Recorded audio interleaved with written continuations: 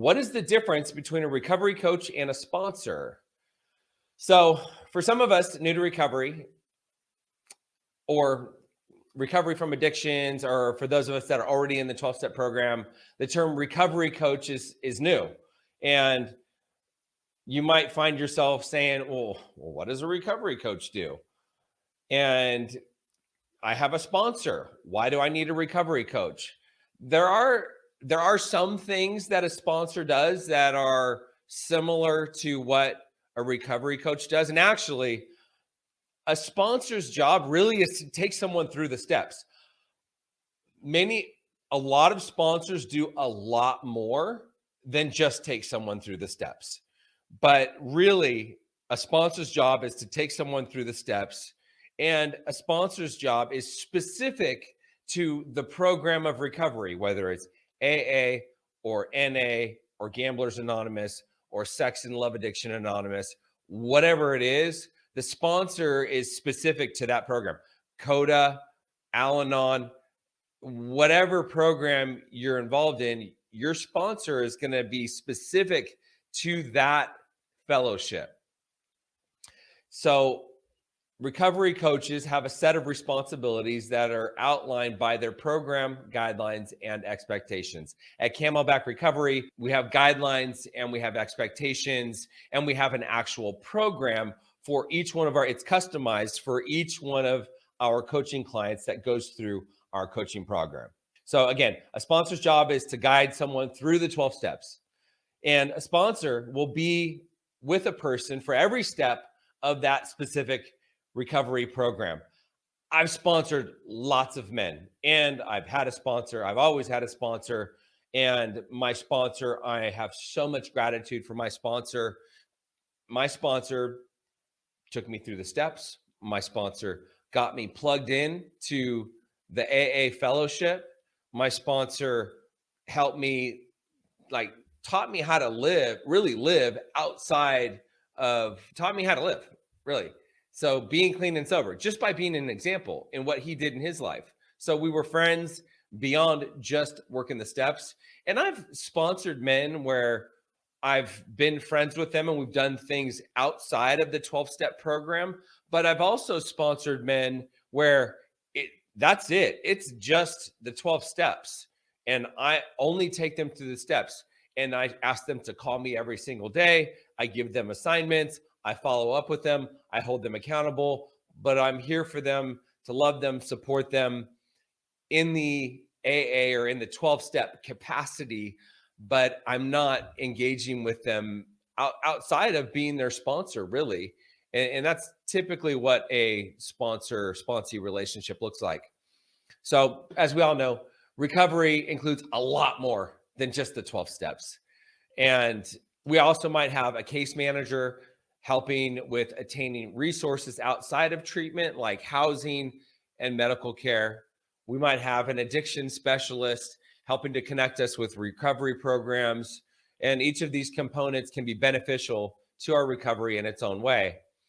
And while a sponsor guides a person through one specific 12-step program, a recovery coach guides a person through the entire recovery process. So it's not just the 12-step program, because there's many, many other parts of recovery. It's learning how to live life differently, learning how to have fun outside of, learning how to have fun while being clean and sober. It's therapy, it's yoga, it's meditation, there's a lot more to it. It's finding a new job, it's dealing with a relationship, dealing with a breakup, getting divorced, getting married, going to birthday party. I mean, there's just a whole lot to learning how to live a sober life, learning how to develop a sober lifestyle. So recovery coaches help coordinate and glue the different treatment aspects together. So a recovery coach is not a case manager, not a sponsor, not a therapist. Every single one of those people serve a different role in the recovery process. So, and a recovery coach is going to encourage us to engage in lifelong recovery. While sponsors help us through the 12-step process, once we complete AA or NA or any other 12-step program, we may want to seek alternative methods of recovery, even if we continue to attend 12-step meetings or AA meetings or NA meetings.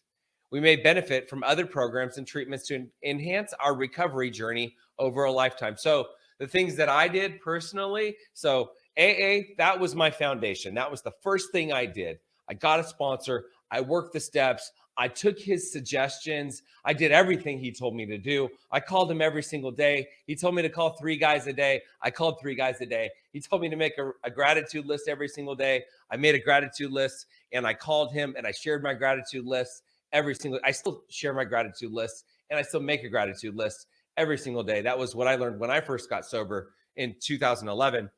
And I started doing yoga, the principles of yoga are aligned with the principles of the 12-step program.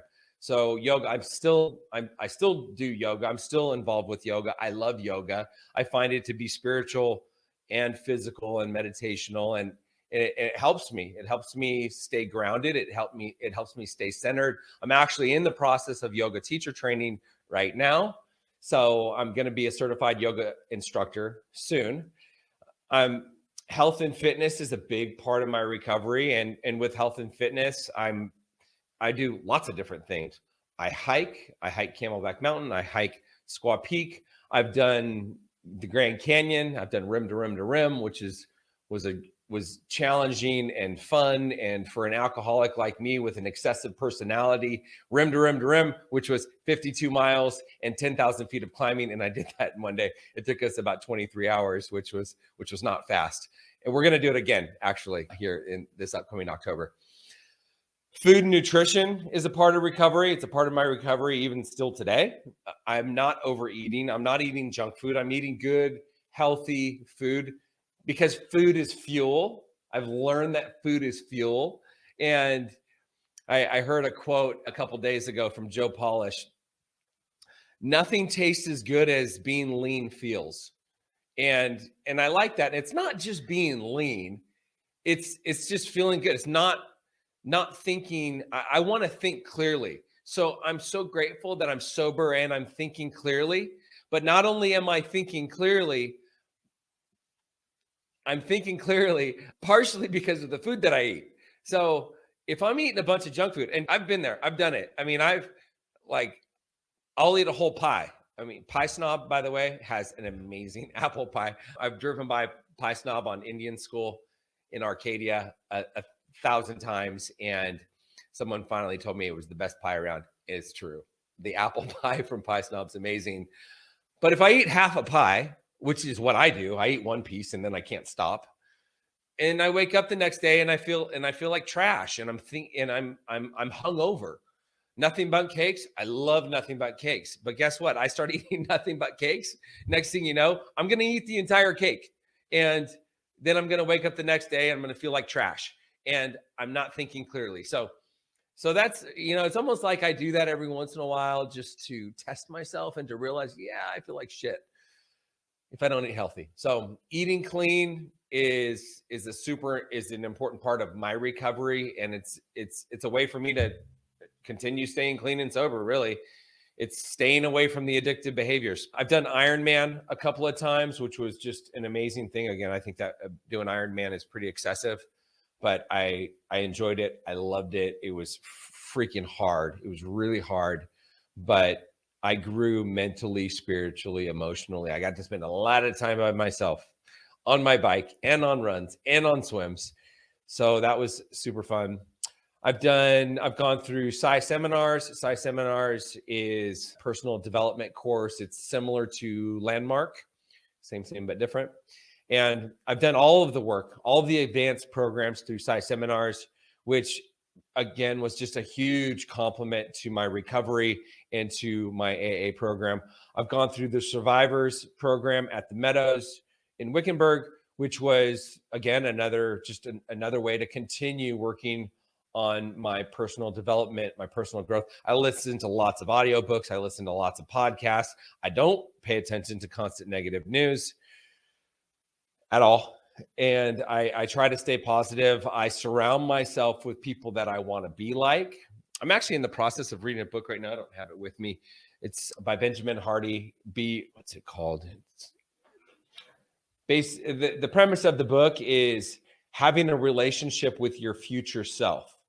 So every decision I make, I'm going to think, I just started doing this. Okay, what would my future self say? So my future self, meaning Tim 20 years in the future. What is Tim 20 years in the future going to say about this?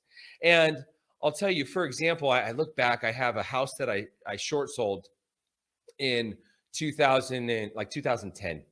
And I short sold it for 300 grand. And I remember at the time thinking, this is not a good idea, because I could have figured out, there's a long story behind it, but I could have figured out how to keep that house. But I said, screw it, I'm out of here. And I short sold it. And the future Tim would have said, don't sell that house, because that house now is worth like $1 million. And so that was, and now I'm not gonna beat myself up, but the future Tim would have told me to hang on to that house. And there are other things. It's like, should I have this piece of cake? Should I go on this run? Should I go to sleep? Like last night, I was watching a movie, and it was a great movie. And I like to go to bed before 9 o'clock.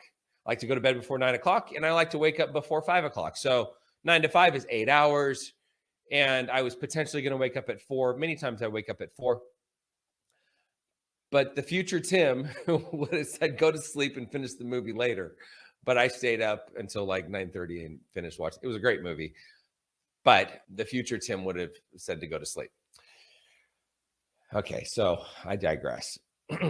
So recovery coaches help to facilitate this process in finding these new activities, these new hobbies, these new interests, these new ways to continue developing yourself personally and professionally, and growing mentally, emotionally, spiritually. I mean, all of these things are going to help you grow into the person you want to become. And when you become the person that you want to become, then you start attracting different people, and you start attracting people that you want to be like. And the people that you want to be like also want to be like you. And it's much more productive to hang out with people that already have what you want, as opposed to hanging out with people that don't have what you want. I mean, I've done this. I don't know if anybody else has done this, but I try to change people. I'm like, well, he or she is doing this, but I can change them. And people don't like to be changed. So it's much easier just to hang out with people that already have what you want, people that are doing the things that you want to do. It's much easier. So recovery coaches can help us find purpose. Okay, so find purpose in life and enable us to cultivate a healthy lifestyle.